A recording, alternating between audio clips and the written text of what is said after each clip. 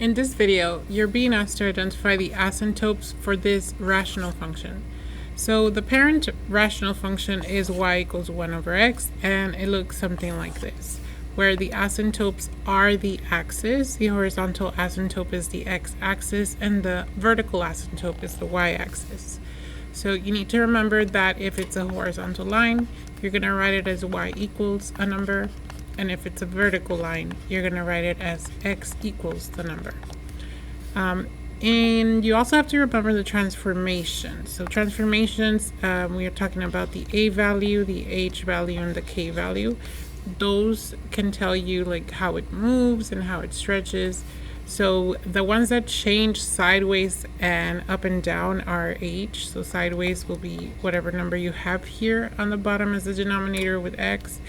That tells you whether it shifts left or right. And then the number at the end is the one that tells you shifts up and down. The a value doesn't really affect the asymptotes as much, so don't worry about that today. Just worry about that, I guess, when they tell you about vertical stretch and compression. Right now we're looking at asymptotes, and once again, those change from 0 based on left and right and up and down.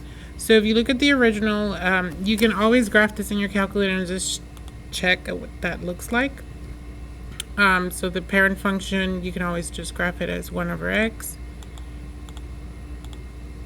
And then you have the new one.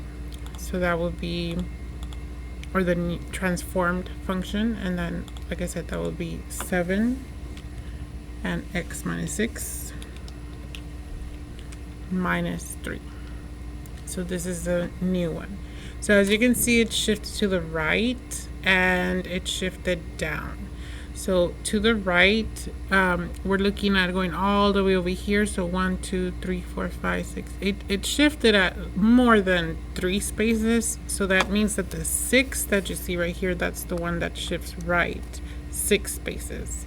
So if it shifted right 6 spaces, now we have the asymptote on when x equals 6. 1, 2, 3, 4, 5, 6. This is where the asymptote is. This is the vertical asymptote.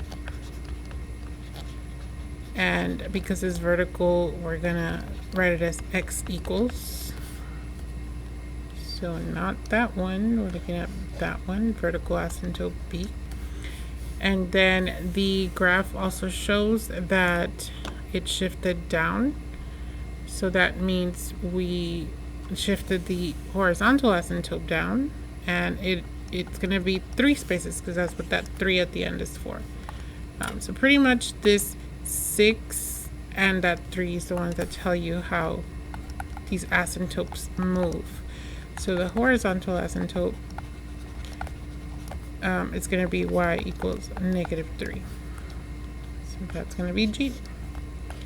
And that's it. You can always use your calculator to let you quickly see what happened here.